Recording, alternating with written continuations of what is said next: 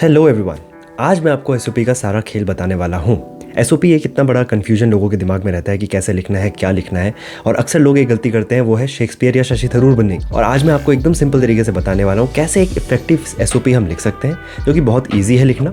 और वीडियो को लास्ट तक देखना, क्योंकि मैं लास्ट में अपना एसओपी एज अ सैंपल दिखाने वाला हूँ कि कैसे मैंने अपना एसओपी लिखा। किसी भी एसओपी को लिखने से पहले आपको कुछ कस्टमाइजेशंस का ध्यान देना है। फर्स्ट ऑफ ऑल, कस्टमाइज होगा, हर यूनिवर्सिटी के लिए एक अलग होगा। Second, based on the professor, her SOP में कुछ डिफरेंसेस होंगे।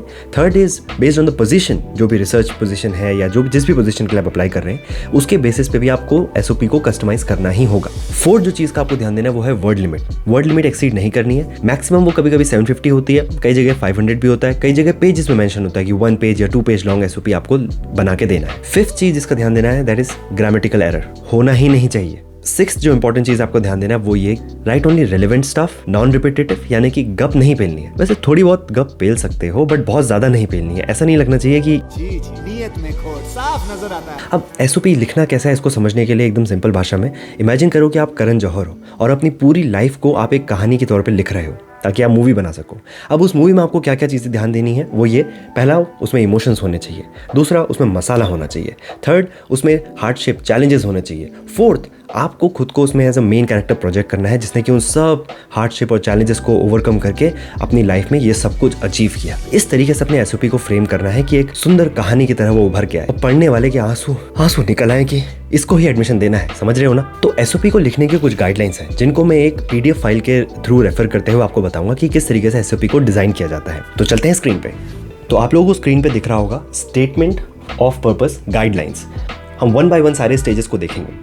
स्टेज 1 है डू योर होमवर्क। तो first thing is write down everything that you have achieved in your life, from your school life to your bachelors to your masters. अगर आपने PhD किया है और पोस्ट डॉक के लिए अप्लाई कर रहे हो और एसओपी अगर वो मांग रहे हैं, तो ये सब कुछ आपको एक सीक्वेंस में लिखना है और आपको ये एक कहानी की तरह अपने दिमाग में सोचना है कि कैसे आप एक फ्लो बनाएंगे वाइल एक्सप्लेनिंग कि कैसे आपने बैचलर्स में जो भी आपने रिस्पेक्टिव ब्रांच लिया। फॉर एग्जांपल मैंने सिविल इंजीनियरिंग लिया, तो मैं बताऊंगा 12th में मेरा इंटरेस्ट था स्ट्रक्चरल इंजीनियरिंग में, मैं बिल्डिंग्स के बारे में बहुत ज़्यादा इंटरेस्टेड था, इसलिए मैंने बैचलर्स में सिविल इंजीनियरिंग लिया। और वहाँ जाके मेरा इंटरेस्ट ट्रांसपोर्टेशन में जागा, इसलिए मैंने मास्टर्स में ट्रांसपोर्टेशन लिया। और वहाँ से मैं जो मन किया कि नहीं मुझे और फर्दर रिसर्च करनी है, इसीलिए मैं पीएचडी में अप्लाई कर रहा हूँ। तो इस तरीके से आपको एक कहानी बनानी है। Second is reflect and brainstorm. Now अब जो आपने फर्स्ट स्टेप में की पॉइंट्स की तरह लिखा था कि ये चीज़ें मैं मेंशन करूंगा, अब आपको ब्रेनस्टॉर्म इस तरीके से करना है कि कहानी एक, मैंने आपको बताया ना, करण जौहर की तरह खुद को सोचना है और कहानी कुछ इस तरीके से लिखनी है कि पढ़ने वाले को लगे वाओ वाओ कितना इंस्पिरेशन इससे मुझे मिल रहा है, क्या इमोशनल टच इसमें मिल रहा है मुझे, क्या मसाला है इसके अंदर। समझ रहे हो ना? इस तरीके से चीज़ें लिखनी है। फॉर एग्जांपल मान लो आपने इलेक्ट्रिकल इंजीनियरिंग अपने बैचलर्स में लिया, तो आप इसको किस तरीके से दिखा सकते हो कि 12th में मैं घर में बैठा था और हमारे घर की एमसीबी ट्रिप हो गई। एमसीबी ट्रिप होते ही मेरे दिमाग में आया कि कैसे ये छोटा सा डिवाइस हमारे सारे इलेक्ट्रॉनिक अप्लाइंसेस को, घर के सारे इलेक्ट्रॉनिक अप्लाइंसेस को बचा रहा है। वहाँ से मेरा इंटरेस्ट जागा in electrical engineering. I thought of pursuing my bachelors in electrical engineering. समझ रहे हो? इस तरह के इंस्पिरेशनल चीज़ें आपको बतानी है कि ये छोटी सी चीज़ हुई और इससे मुझे इंस्पिरेशन आ गया, that's why I decided to do my bachelors in this and this engineering field. इस तरह से आपको चीज़ें करनी है। Stage 3 is outline your statement purpose. Outline is कि आप फर्स्ट पैराग्राफ में क्या चीज़ लिखने वाले हो, सेकंड में आप क्या टारगेट करोगे, थर्ड में क्या करोगे, फोर्थ में क्या करोगे, फिफ्थ में क्या करोगे। एक आउटलाइन आपको बनाना है for every paragraph that you are going to write in your SOP. Then the next stage is write draft of the statement of purpose. Probably नवंबर या दिसंबर में आपको एप्लीकेशन सबमिट करनी होती है, तो मैं कहूँगा by the end of the September. वैसे तो जितना जल्दी आप लिख लो एसओपी उतना अच्छा है। फर्स्ट ड्राफ्ट बनने के बाद all you have to do is send it to your professors, your seniors, your आपके फ्रेंड्स अगर जो पहले से पीएचडी कर रहे हैं बाहर, जिनका एडमिशन हो गया है, अगर आप मान लो आप डिले हो रहा है आपके प्रोसेस में, उनको भेजो फॉर द रिव्यू। जितने भी आपको उनको रिव्यू मिलते हैं, फीडबैक मिलता है, उसको आप आइट्रेट करके अपने ड्राफ्ट को और रिफाइन करो ताकि एसओपी आपका अच्छा बनता जाए। नो मैटर आप कितनी वीडियोस देख लो, as long as you don't see an SOP actually with your own eyes, तब तक आपको नहीं समझ आएगा कि एसओपी लिखना कैसे है। और यही प्रॉब्लम मेरे साथ भी हुआ। वीडियोस मैंने बहुत देखी, लेकिन जब तक मैंने अपने दोस्तों से उनका एसओपी मांग के पढ़ा नहीं, मुझे नहीं समझ आया कि एसओपी लिखना कैसे है। इसीलिए मैं आपको दिखाने वाला हूँ मेरा क्या एसओपी था और मैंने कैसे लिखा। तो चलते हैं स्क्रीन पे। So this is what my SOP looks like. आपकी स्क्रीन पे मेरा एसओपी दिख रहा होगा।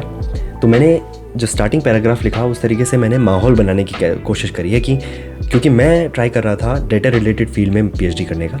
ऑल्दो ट्रांसपोर्टेशन मेरा मेजर है, but still I was trying to do my PhD in something related to data. तो इसीलिए मैंने माहौल बनाने की कोशिश करी और मैंने पहला पैराग्राफ में ये बताया कि कैसे डेटा बहुत इंपॉर्टेंट चीज़ है वगैरह वगैरह। तो थोड़ी बहुत इस तरह से आपको एक वाइब्स क्रिएट करनी है अपने एसओपी में कि इसका इंटरेस्ट किस तरफ है।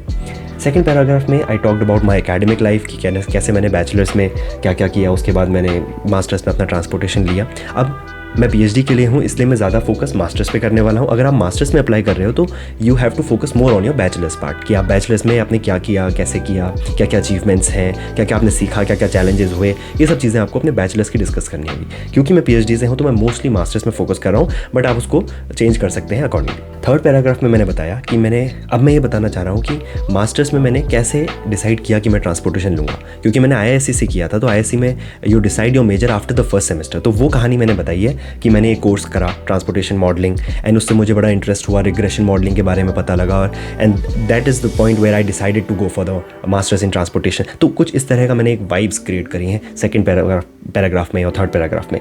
और फिर then I discuss about what project I did in my masters. उसमें भी मैंने एक कहानी, मैंने बोला ना आपको करण जौहर बनना है, मसाला इमोशन सब डालने। तो मैंने किस तरीके से लिखा कि जब मैंने लैब विजिट किया तो मुझे वहाँ पे एक सीनियर जो है किसी एक पर्टिकुलर प्रोजेक्ट में काम करता हुआ दिखा, which I found to be very interesting, and I decided हो कि मैं भी अपना मास्टर्स थीसिस इसमें करूँगा।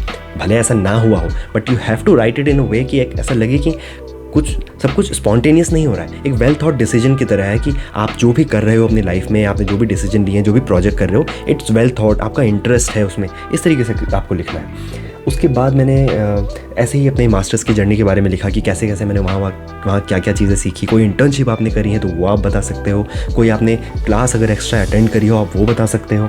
उसके बाद आपने वंडरफुल लाइंस लिखनी है जो कि मोर और लेस हर एसओपी में सेम होती हैं। For example, I always had an aptitude for mathematics, hence to build a solid foundation in mathematics I took some courses in my masters, जिसने मुझे बहुत हेल्प किया। कुछ इस तरह की चीज़ें आप अपने एसओपी में लिख सकते हो। उसके बाद मैंने ये भी चीज़ बताया कि एकेडमिक्स पर ही मेरा केवल ध्यान नहीं था, तो beside academics I have been actively involve in extra curricular and leadership roles. अब आपने कुछ, भले आप ना बने हो, आप क्लास रिप्रेजेंटेटिव ज़रूर बने होगे, तो मैंने ये चीज़ मेंशन करी।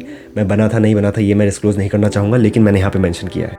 वेल डन, तालियां होनी चाहिए यार। उसके बाद मैंने लिखा कि course work and the research during my masters have given me sound and broad knowledge, however I still believe I have just scratched the surface and that's why I want to do PhD. समझ रहे हो? तो मैंने उसको बताया कि मैं PhD करना चाहता हूँ, मेरे अंदर भूख है पीएचडी करने की, है नहीं है बात अलग है, बट मेरे अंदर भूख है। मैंने उसको पढ़ने वाले को बता दिया। और लास्ट में कुछ ऐसे दिखोगे कि वही है ना, परसीवरेंस है, पीएचडी प्रोग्राम में मेरा बहुत इंटरेस्ट है वगैरह वगैरह। इन सब चीज़ों को लिखते हुए मैंने अपने एसओपी को एंड कर दिया। तो कुछ इस तरह का मैंने अपना एसओपी फ्रेम किया था। मैं ये नहीं कहूँगा कि ये बेस्ट तरीका है या बेस्ट फॉर्मेट है, हर एक का फॉर्मेट अलग अलग होता है। भाई आप अलग तरीके से लिख सकते हो, मेरे दोस्तों ने कुछ अलग तरीके से लिखा हुआ था, मैं अपने हिसाब से लिख रहा हूँ। एसओपी आपकी ज़िंदगी की कहानी है जो कि अलग ही होगी, आप उसको एक टेम्पलेट की फॉर्म में नहीं बता सकते हो। तभी मैंने कहा थोड़ा सा क्रिएटिव होना पड़ेगा, करण जौहर बनना पड़ेगा, इमोशन, मसाला, हार्डशिप, चैलेंजेस और खुद को हीरो की तरह प्रोजेक्ट करके एसओपी लिखना ही पड़ेगा। तो इतना ही था आज के वीडियो में। ज़्यादा टेंशन नहीं लेना है यार, अपने को शेक्सपियर नहीं बनना है, शशि थरूर नहीं बनना है, बस इस तरह का एसओपी लिखना है कि हमें एडमिशन मिल जाए।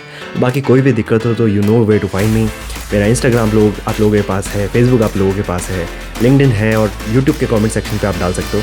मैं वहाँ भी आपको रिस्पॉन्स करने के लिए एकदम तत्पर रहूँगा। तो इतना ही था आज की वीडियो में, मिलते हैं नेक्स्ट वीडियो में, तब तक के लिए बाय बाय।